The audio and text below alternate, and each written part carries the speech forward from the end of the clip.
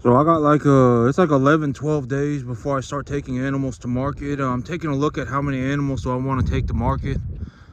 This is one of my bigger ones. This is one of the heifers. This is actually the black heifer that lets me pet her. So if you want to take a look, this is about the biggest one. This is one of the bigger ones. That's a big old red steer next to her. So these two. Now I would say that an animal like this probably weighs about somewhere around probably 7.25, and then the red steer next to him, or next to her, probably weighs about 750. So I'm taking a look at things. I want to take these animals. I want to take animals this size to market, and then I'm gonna have to see what I'm gonna do. I got about 10 days to figure it out, and then the big idea is that I'm gonna start dropping money into my bank account. And this is actually this may actually be the first time that you've ever actually seen me just dropping money in my account. All right. Very rarely do you ever hear me say, you know what, I'm just gonna bring home cash. I'm just gonna start bringing home cash. And the reason that I'm gonna do that is because I want to leverage my earnings for a new piece of land. I don't think you've ever heard me say I'm just gonna maximize cash output. I don't think you've ever heard me say that. But as of right now, that's what I'm gonna do so that I can leverage myself for a new piece of land. When I take a look at my business, I would say that the business is probably gonna make me I'll probably do something around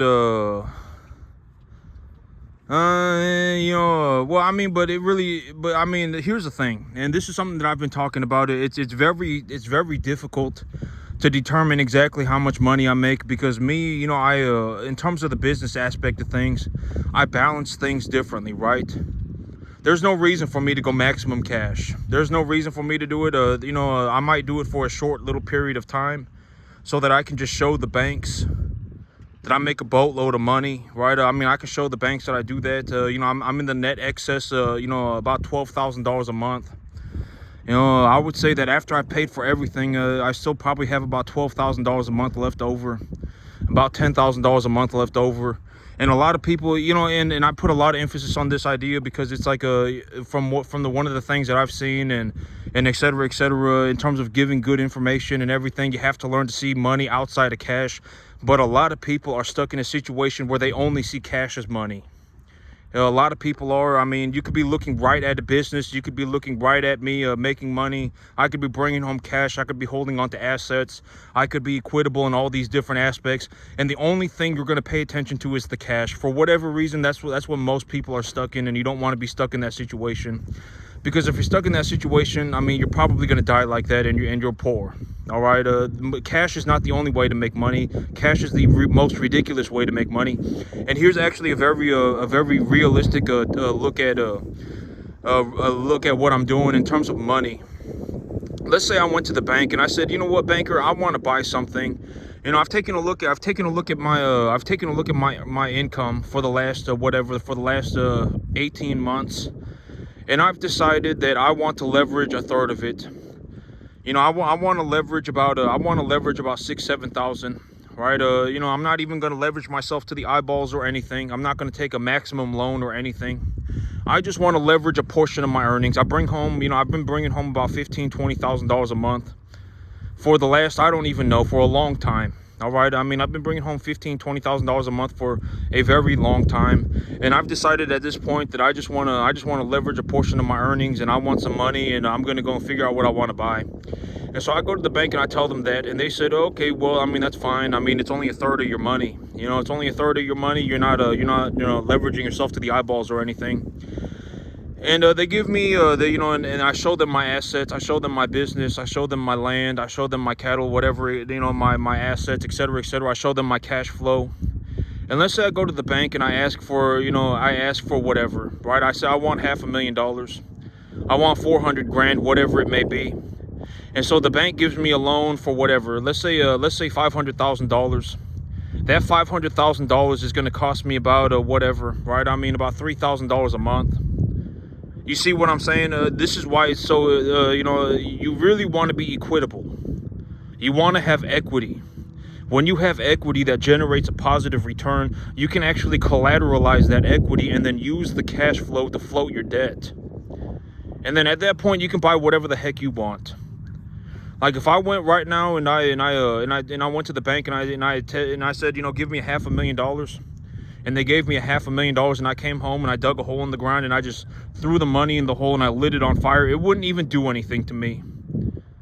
All right, I mean that's a small fraction of the money that I make. It's a small fraction.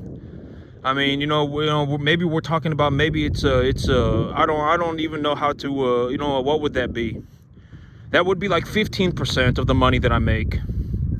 It wouldn't matter, right? But why am I holding on to cash, right? Why am I holding on to cash right now? This is a very realistic, this is I guess this is like the one time you've actually heard me say I'm going to hold on to cash. And why am I going to do that? I'm going to do that so I can effectively just show the banker, because I mean, a lot of people have a lot of difficulties understanding money outside of cash, including the banker, right? I mean, unless you are a cattleman yourself, unless you are like a cattle appraiser, like you actually understand that cattle are a commodity, right? You understand that, et cetera, et cetera. Unless you understand these things, you won't understand how to appraise the value of cattle. All right, the average person, I would say that 99.99999% of the population of the earth does not know how to appraise the value of an animal. I can give you a rough estimate, but am I going to be as good as the bank? Probably not, but I can give you a rough estimate. I've even come up with my own formula for how to appraise large groups of cattle in Central Texas. All right, and it will give you a rough idea, right? I mean, it will give you a rough idea of what the animals are worth. I can even give you a way to get the average weight of the entire herd, right? I mean, I could even do that, and et cetera, right? But the average person does not understand money outside of cash. And so, this is the one time this is maybe the first time you've ever heard me say this, but I am going to maximize my cash output. All right, I'm not going to buy a tractor. I'm not going to buy any equipment. I'm not going to buy anything. I'm just going to legitimately, maximize my cash output. And the reason that I'm going to start doing it now is because it's the beginning of the year. If I maximize my cash output for the next 6 months, and let's just say I bring home whatever, right? I just show the banker, I make whatever, right? Over the next 6 months, I make whatever, 100 grand. And I show that to the banker. Well, then I have the rest of the 6 months to go and figure out my tax situation. Maybe I should take a loan for $100,000. I go and buy myself a new piece of land, and I take a loan for $100,000, and I invest that money, and then I negate the effects of the tax burdens, right? I mean, I have 6 months to figure it out afterwards. So I'm going to do it right now because it's the very beginning of the year. I have the entire year to figure out my tax situation, and I'm gonna start and I want to take a loan to buy a new piece of land. But this is, and I've been talking about equity and holding equity as collateral, right? And if you have cash flow and you have equitable assets that are positive cash flow, you can actually collateralize those assets and then utilize the cash flow to float your debt, right? I've been talking about this. I talk about this a lot, and this is actually a very realistic time to take a look at it. If I went and I said, banker, give me $500,000, and they took a look at my stuff, right? This guy is net positive. He's in the net positive about $12,000 a month. He had, after he pays for everything, he's net positive. And money talks, right? I mean, if I had a spending problem, my money would show it. All right. If I had a spending problem, or if I had some other major issue, I was on drugs, I was drinking alcohol all the time, if I was gambling, my money would show it, right? Money talks. It just is what it is. And so, like, if I went into the bank and I just said, I just showed it to him, right? I make about in excess of about $10,000 a month. I make in excess of about $12,000 a month. I have a couple $1 million worth of collateral, right? I mean, if you take a look at my assets, I mean, I have a couple $1 million, at least a couple $1 million worth of collateral. And I'm just taking a loan for, it's a minuscule amount of money, right? It's a negligible amount of money. If I took this money and I put it in a hole right now and I lit it on fire, it wouldn't even faze me. All right, I mean, we're talking about 15% of the money that I make, $500,000. All right, it's not some massive amount of money. All right, and then and they would just and then if they gave me the money, they said, okay, we're gonna hold on to this asset. We're gonna hold on to your. We're gonna give you a portion of the loan. by leveraging your cash flow, right? Your net positive $12,000 a month. So we'll give you a $350,000 for that. And then we want to hold on to your land as collateral for another $150,000. Here's your $500,000. You can go buy whatever you want. And I go and I spend $500,000. That's 15% of the money that I make. 15%. All right, it's not like some massive amount of money. It's a minuscule amount of money. If I dug a hole in the ground right now and I lit it, and I put $500,000 on fire and I lit it on, and if I put $500,000 in that hole and I lit it on fire, it wouldn't even damage my financials in any way. It wouldn't even matter to me. It wouldn't do anything to my financials. It would be a minuscule amount of money. It would be about 15%. And so, and I've been talking about, you can do this with a variety of assets, right? It's not just land, and it's not just your, and I actually use my cattle as an example, right? If I take a hard look at my animals and I objectively determine how much I give my animals an appraisal value, and I take a look at it, and another way to take a look at this is, if I sold my 33 cattle right now and I stuck to the business plan, I just flat out stuck to the business plan, how many animals could I buy? If I sold my 33, maybe I could buy about 54, 55 animals. All right, so that's how you know that the animals are in the net positive, right? I mean, that's another way to look at money. Cattle are just a commodity. Land is also an equitable asset. Businesses are also an equitable asset. And at the end of the day, you can even leverage your cash flow, right? And I put a lot of emphasis on this idea too, that 99.999% of anything on the entire planet, short of like a yacht, a private jet, anything like that, gambling, alcohol, drugs, anything like that, it's $15,000 a month. You can buy anything on the entire planet. And a very realistic way to look at this, and if you are holding equitable assets and you want equitable assets that are producing you a positive return. Why? Because I use the stock market as an example. Let's just not say Coca-Cola, because I think that Coca-Cola right now, the reason that I would buy Coca-Cola is because I believe that it's undervalued, and I believe that it's going to do better than 10%. If you include the 3% dividend, the price to earnings ratio right now is at about 25, 26, and it's in a bear market. There's no reason for it to be in a bear market. I think that Coca-Cola is actually going to do better this year than they did last year. And if you think about the earnings of the company going up, maybe 5-10%, then the price to earnings ratio is going to fall to like 22. And if it stays stable at 25, then with the projected earnings, with the earnings that I believe that the company will achieve this year, it will do about 5-10% better this year. I mean, the economy is just going to do better, and et cetera, et cetera. Then the stock of the Coca-Cola company is going to have to go up to about $68, and it's going to give you a 3% dividend. So I mean, so et cetera. That's why I think you should buy Coca-Cola, or that's why I see Coca-Cola as a good example. But in terms of, and in the long term, I don't think Coca-Cola is going bankrupt anytime soon. Okay, I think that in 10 years we're going to wake up and Coca-Cola is going to be $1.25 a can. Coca-Cola right now is $1 a can, but in 10 years Coca-Cola is going to be $1.25 a can. All right, and people are still going to buy it. All right, and so in terms of the broader U.S. economy, the economy is projected to grow. Right? I mean, and how do I look at that? How do I take a look at that? How do I realize that? The S&P 500 is trading at about a 30 times multiple, and the S&P 500 is a broader indicator for the health of the overall U.S. economy. That's why. All right. If anything happens, and I believe that the economy is going to do good. I believe that the economy is going to do good. I've taken a look at things, and I think that the economy is going to do good. So so let's take a look at the S&P 500. All right, realistically, if you hit a point, but I mean, the one of the golden rules is that you have to learn to not be an idiot, because if you're an idiot and you have money, you'll just lose all your money. It doesn't matter. I mean, you could have $1 billion, you could have $1 million, you could have $10 million, you could have $10 billion. If you're an idiot, you'll lose all your money. It doesn't matter. All right, and I've already talked about money from my personal sense. It's not like I'm not sitting here with like a I'm not like a depriving myself, right? I'm not like, oh my God, if I spent an extra $2,000 a month, I would be happier. I make about 15, 20,000, and I spend about 5,000 every month, and I'm perfectly happy. I wouldn't call it happy. I think happy is misleading.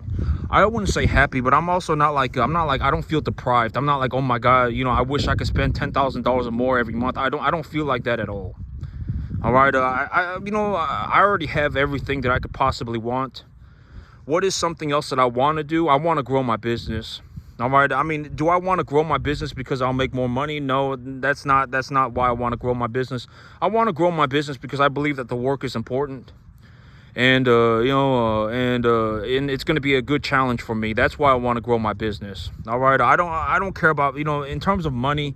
I don't even worry about money anymore. Money is like money, in a very realistic way to put it, is that if I went to the bank right now and I got $500,000, the bank would give me $500,000. I could come home and I could dig a hole in the ground and I could light that $500,000 on fire, and it wouldn't even phase me. It wouldn't even do anything to my financials. It wouldn't even dent my financials. It would be about 15% of the money that I make. All right, and so, I don't even worry about money anymore. I don't even worry about money. I worry about things like, what kind of cattle am I buying? How am I budgeting for my cattle? Is it time to grow grass? What kind of fertilizer do I want to put on that grass? Right? Do I have enough feed in storage? What do I think the commodity markets are going to do over the near term, over the long term? And those are the things that I think about. What direction do I want to take my business? I don't sit there and go, oh my God, the money, right? I mean, I don't care about $5,000. I don't care about $1,500. I think about other things. What do I believe that the average weight of my herd is? I'm in the beginning of the year, and what do my taxes look like? What do I think my taxes are going to look like over the next 6 months? If my taxes look like that over the next 6 months, then for the second half of the year, how many assets do I look at? Buying? What do I believe the equitable value of my herd is? How much? What kind of paperwork do I need to get together to take to the bank so that they give me my loan? Those are the things that I think about. I don't even think about money anymore. I already make enough money to do anything practically on the entire planet. Anything, it doesn't matter. And if I went and I took $500,000 and I dug a hole in the ground and I lit that $500,000 on fire, it wouldn't even dent my financials. Okay, it wouldn't even dent my financials. It'd be about 15% of my money. All right, and how do you end up in a situation like this? You want equitable assets that produce you a positive return. And I'm going to use the S&P 500 as a good example, because I think that the S&P 500 is going to be a better, I would stop buying Coca-Cola stock if the price to earnings ratio went to about 28. For whatever reason, if the earnings of the company fell, if the price to earnings ratio of Coca-Cola went to about 28, I would stop buying it. Okay, so that's when I would stop buying it. It's at about 25, 26 right now, but I think that they're going to do better this year. And if they do better this year, then that 25 to 26 is going to fall to about 22. And I think that the price of Coca-Cola stock is going to end at about $68 for the year, and it's going to give you a 3% dividend. So we're talking about maybe about a 14% return for the year. 15% return for the year. That's what I think. All right, and so the S&P 500 is another good example of a stock that's just going to produce you about 10% return a year. It's going to give you about 10% return a year, and it's the 500 biggest companies in America. And the chance of the S&P 500 going to zero is not going to happen. And I use this as an example, but if you take a look at the S&P 500, and that's a indicator for the overall U.S. economy. If the overall U.S. economy is tied to a counterweight, which is the bond, the bond and the U.S. economy are effectively tied on a counterweight, then if the price of assets plummet, then the certificate price of the bond will skyrocket and interest rates will plummet. If the overall U.S. economy legitimately falls 50%, then interest rates may even go borderline zero or negative. All right, so think about it like this. If you put $2,000 a month into the S&P 500, and realistically, this is about how much money you're ever going to need in terms of like you make enough money to do whatever the heck you want. You don't have to worry about money anymore. And as long as you're not an idiot, you don't have to worry about money anymore. If you put $2,000 a month into the S&P 500 and it goes up by about 10% a year, which is about what it does, that's the long-term average, and you do that over the next 10 years, you will have about $400,000. You'll have put about $240,000 into it, and you will have about $400,000. And so you take a look at your stock and you say, oh, $400,000. I don't believe that the economy is going to fall by 50% anytime soon. So I'm just going to take a loan for half of it. And if I take a loan for half of it and they charge me whatever, right? I mean, they charge me 7% interest for that loan. But my $400,000 net equity position is going up by 10% a year. Your $400,000 going up by 10% a year will completely negate the $200,000 costing you 7% a year. It will completely negate it. You can go and you could take $200,000 right now, put it in a hole, and light it on fire, and it wouldn't even do anything to your financials. It wouldn't even matter. All right, and so, you know, that's the, you know, and realistically, that's, you know, in all honesty, you know, if you really want to get ahead in America, as of today, and this will probably change in 10 years. I mean, right now it's going to be, you're going to need to invest about $2,000 a month. That's what we're realistically taking a look at. You know, realistically, you want to invest about $2,000 a month. There are other ways to invest $2,000 a month as well. All right, like if you legitimately want to go and become a farmer, you can buy yourself a 20-acre piece of land for about $1,500 a month. You can buy yourself a 20-acre piece of land for about $1,200 a month. And then if you go and you buy enough fertilizer to fertilize all 20 acres, it'll cost you about $800, right? And if your grass comes in real good, then you can go and buy your cattle.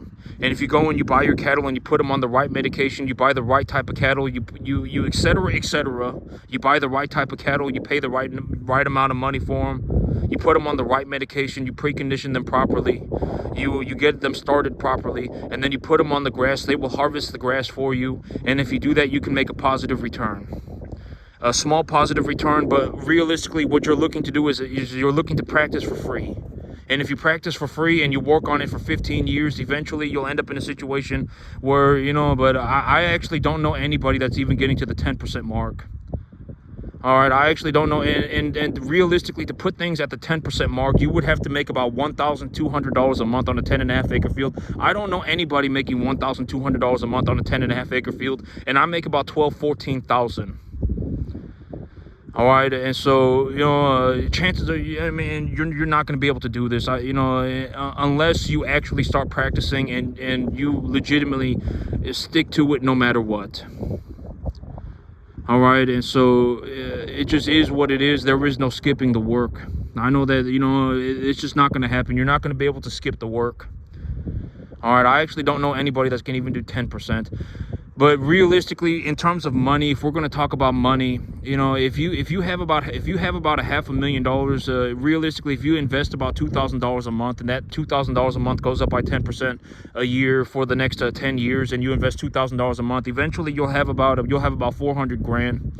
And if you have $400,000 and it's going up by 10% a year, and you take a look at it, and you maybe even whatever, right? I mean, maybe $250,000. You say, oh well, I want to take a loan for $250,000, and you take a loan for $250,000, and that costs you whatever, you know, $250,000 loan is going to cost you about somewhere between $1,250 and $1,500 a month. And you know, and your investment is going up, compounding, right? I mean, by 10% a year. I mean, you can just take the money out of the earnings of your investment and just pay for the debt, and it wouldn't even put you in the negative. It wouldn't even dent your financials. All right, and then, you know, congratulations, right? I mean, now you don't have to worry about money anymore either. All right, I mean, you realistically have enough money to do 99.999% of anything on the entire planet, short of like drugs, alcohol, gambling, buying a yacht, you know, a private jet. I mean, in terms of a realistic sense, you can do anything. And if you take a look at this, you know, why do I give this as an example? Because if you take a look at my situation, right? I mean, take a look at my situation, and I know that my numbers are kind of ballistic. But I mean, I've always said that if you think it's unfair, then you go and you start yourself a first generation cattle farm. You go and start be the first person in your family to ever run a cattle farm. You go and start one. And then you go and you buy yourself 100 cattle a year. You go and buy yourself 200 cattle a year. Deduct your taxes.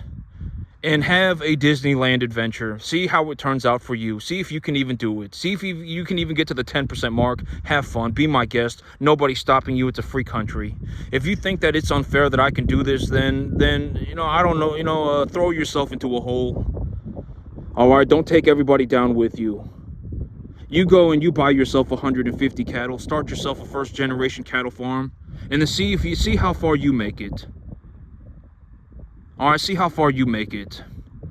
All right, keep that BS to yourself. I don't know what else to tell you. All right, and if you take a look at my situation, right? I mean, my land is equitable. My business is equitable. I'm also net positive cash flow, a significant amount of money. I net positive cash flow about $10,000-$12,000 a month. I can leverage that too. If I show the banker, hey banker, I make in excess of $10,000-$12,000 a month, they'll give me a loan because I make so much money. They'll say, oh, this guy, and that $10,000 to $12,000 a month, you have to understand that $10,000 to $12,000 a month is tied to my business. And my business is evaluated at a multiple of the money that I make. I have millions of dollars in collateral. All right, I have millions of dollars in collateral. I mean, my business is equitable. My land is equitable. My cattle are equitable. 99.98% of my entire net worth came directly from the cattle business. All right, and if I went to the bank right now and I said, hey banker, give me a loan for, I want $500,000. I just want $500,000 because I just want to leverage, I just want to leverage a small fraction of my earnings. I want to leverage 20% of my earnings. All right, I'm not taking a loan. I'm not maximizing my loan. I'm not going and taking a loan. I'm not leveraging myself to the eyeballs or anything. I just want $500,000 because I want to go and buy something. And they take a look at my financials and they say, oh, this guy makes in excess of $10,000-$12,000 a month. He has millions of dollars in collateral. We will give you the $500,000 loan, but you have to pay $3,000 a month. That $3,000 a month is about 15% of my earnings. I could go and take that $500,000, I could dig a hole in the ground and I could light that $500,000. If I could throw that $500,000 into that hole and I could light it on fire and it wouldn't even dent my financials. All right, so that's why you want to be equitable, because when you have equity and that equity produces a positive return, you can collateralize that equity. And if your equity is making a positive return and it's it's going up in value, etc., right? You bought a good asset and that asset is performing well, then you can use the returns from your asset to float your debt. And then you end up in a situation like me where it's like, $500,000. If I went and I lit $500,000 on fire right now, it wouldn't even do anything. All right, it'd be about 15% of the money that I make. About 15%. All right, that's how you end up in that situation. What is another way that you could end up in this situation? Buy the S&P 500. If the S&P 500 goes up by 10% a year and it's projected to go up, it's effectively 10% a year for probably the duration of our entire lives. It's the 500 biggest companies in America. And that thing's going up by 10% a year, right? And it's projected to go by about 10% a year. And even if here's the thing, and I've talked about this too. Why should you not be afraid of investing your money? I talk about many various ways to make you understand that you should not be afraid of investing your money. Because if you invest your money and you buy a good asset, you're not actually buying anything. You're just trading your money for something that is equally as valuable as the money, with the intentions of growing your money. All right, and the big idea is that if you buy something like the S&P 500, and that's effectively an indicator for the broader U.S. economy, and it's tied as a counterweight to the U.S. Treasury bond. Let's say that in 10 years, let's say that your investment goes okay for the next 10 years and you actually make your 10% return and you have $400,000 now. You actually stuck to the plan. You said this makes sense. This makes sense, and I'm actually picking up what you're putting down, and I actually understand what you're saying, and I've taken a look at it, and this is actually a pretty good idea. So you went and for the next 10 years you just did average, right? You did 10%. You did 10% of the you got a 10% return on your money. And after 10 years you had $400,000. But let's say that something horrible happened and the US economy fell by 50%. Well, then interest rates would go borderline zero to negative. You would have lost $30,000. You would not have lost $200. You would not have lost all of your money. Let's say that you put $240,000 up into it, and it goes up to $400,000, and then it drops by half, and now it's down to $200,000. you would have lost 40,000 of your own money. The rest of the money would have been the money that was made via the stock by appreciation and dividends, etc., etc. All right, so you would have lost 40 grand, but interest rates are now borderline zero negative. You can still borrow against the 200,000 that you have, and you might even be able to borrow it at borderline 0% interest rates. And then you can still go and buy whatever the heck you want. Is the economy going to fall by 50%? Probably not. If the economy starts to fall by 50%, you should actually be more concerned about the central bank tanking the rates themselves and printing a boatload of money. You should be more concerned about that than you losing 40 grand.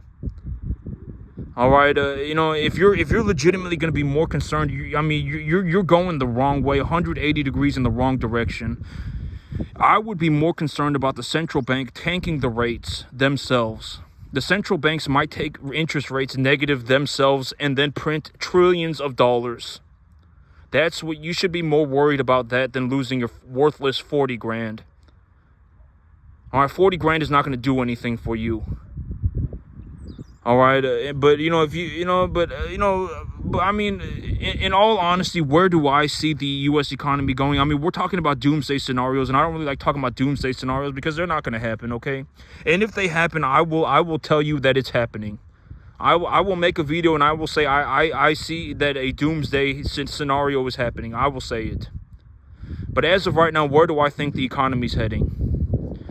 A very realistic way to look at it is if you're paying $1,500 a month for rent right now, you're probably going to end up paying about $2,000 in about 10 years.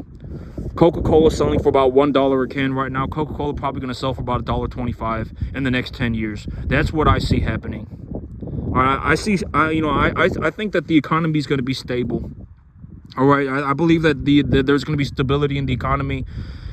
And I believe that we're going to hit somewhere around eventually we're going to get to about 2% inflation, right, a year. And then another way to take a look at it is like that's another way to look at it. If your rent is $1,500 a month right now, in 10 years your rent's going to be about $2,000. Coca-Cola right now is selling for about $1 a can, and in 10 years it's going to sell for about $1.25. All right, that's where I think things are going. And even if something horrendous were to happen, like the U.S. economy were to just absolutely collapse, right? I mean, if you only have half of your asset value, you would have only lost 40 grand, and you can borrow against that at near 0% interest rates. All right, it won't matter. You're still better off investing your money. All right, and so and after a certain point, when you have enough equity, when you have generated yourself enough equity, and that equity is producing you a positive return, I mean, you can take a look at it and you can determine, how much of this money do I want to utilize, and how, I don't want to put myself at maximum risk or anything. I don't want to put myself in a situation where I'm leveraged to the eyeballs or anything like that. I just want to take some money and I just want to go and see if I want to buy something. Then you determine it for yourself. Well, if I have $400,000 worth of the S&P 500, it's been going up by about 10% a year. And I believe that it's going to continue to go up by 10% a year. And I take a loan for $250,000 against my $400,000 net equity position. And my net equity position is going up by 10% a year. And the interest rate for my loan is 7%. Then you can just take the money out of the money that you have, that your equity is making you. Have fun. You can light $250,000 on fire and it wouldn't even dent your financials. All right, that's why you want equity, because you can hold it as collateral. And if you hold it as collateral and that equity is making a positive return, and it's making a significant positive return that outweighs your debt expense, then it doesn't matter. All right, and a very realistic example of this is like me on my farm. If I went to the bank and I just said, you know what, I just want to leverage a portion of my earnings and I want to go and buy something. And I took a loan for $500,000. I said, I just want $500,000, and the banker said, we'll give you the $500,000. We'll leverage your income for $350,000 of it, and then we're gonna hold your land as collateral for the next $150,000. Here's your $500,000. And I went and I dug a hole in the ground and I put that $500,000 in the hole and I lit it on fire. It would only be 15% of my money. It wouldn't even matter. My farm is still going to far outproduce the land that I held as collateral, and the farm that I run is going to far outweigh the return on my farm, and the return on my land is going to far outweigh the cost of that debt expense. Far outweigh it. All right, so that's where that's the big idea. Why do you want equity with a positive return? Because equity is just as good as cash, and at the end of the day, if you don't want to liquidate your equitable asset, but you still want to access the money, you can collateralize it for a line of credit and then just use the positive return that the equity is making to float your debt. And if you do it knowledgeably and you take a hard look at it and you determine and you take a look at it for what it is, I mean, don't leverage yourself to the eyeballs or anything like that. I mean, we're effectively talking about you can do whatever the heck you want. I mean, now you can do that too, right? I mean, I can more or less do anything that I want, short of like drugs, alcohol, gambling, private jets, yachts, and maybe one day, but I can borderline even buy a private jet. I've been taking, a private jet's only like $3 million. Private jets are not that expensive, right? Even I could borderline buy a private jet. But am I going to buy a private jet? No, because if I did that, it would take me to like a borderline zero. I could buy the jet, but then I'm not going to be able to hire the pilot, and I'm not going to be able to, buy the fuel. But I could buy the jet if I wanted to. Am I going to do that? No, I'm not. That'd be ridiculous. That would be the worst financial decision that but but I've also said that, like if you make $400 million, if you make $500 million and you want a private jet, then it doesn't matter, because now we're talking about it's not even 1% of your money, right? It's like 0.1% of your money. It doesn't matter, right? You got to take a look at things for what they are, right? If you made $1 billion, sure, go and buy, then that private jet, it doesn't matter. Would I buy a private jet with a $5 million net worth? No, I would not. Would I buy a private jet with a $3 million net worth? No, I would not. All right, that's a better way to put it. And and if someone did something and they did something for the world and they did a real good job at it and they made a lot of money, then that's good. Let them have their private jet. Why not? Aspire to aspire to be somebody who does some good for the world and makes a lot of money. Right? You did a lot of good for the world and you got paid a lot of money. And now you want to go and buy a private jet, then do it. Have fun. It's nobody's stopping you. It's a free country. I ain't a hater, right? You gotta understand that that you have to disconnect yourself from thinking about people who make money as blatantly bad people. Just because somebody has money does not make them a bad person. Just because somebody's poor does not make them a good person. All right, every individual, you have to take a look at them individually. There are a lot of people who are good people who have a lot of money. They actually did some good for the world. They're not like a malicious individual, right? They're not predating on poor people. They're not stealing opportunities, right? I talk about this. I didn't steal opportunity from anybody. All right, it's a free country. If you want to go and you want to start yourself a first generation cattle farm and you want to go and make yourself $14,000 a month, go ahead. Nobody's stopping you. See how far you get. All right, see how far you get. Nobody's stopping you. It's a free country. All right, and if you're going to be a useless moron, idiot, then keep that BS to yourself, because, don't take anybody else down with you. All right, you got to understand that, I could find just as many poor people that are horrendous people as rich people. All right, just because you're poor and you're broke does not make you a good person. Not going to say broke. If you're broke, it doesn't matter, because, you can easily get yourself out of being broke. After a while, the money doesn't even do anything.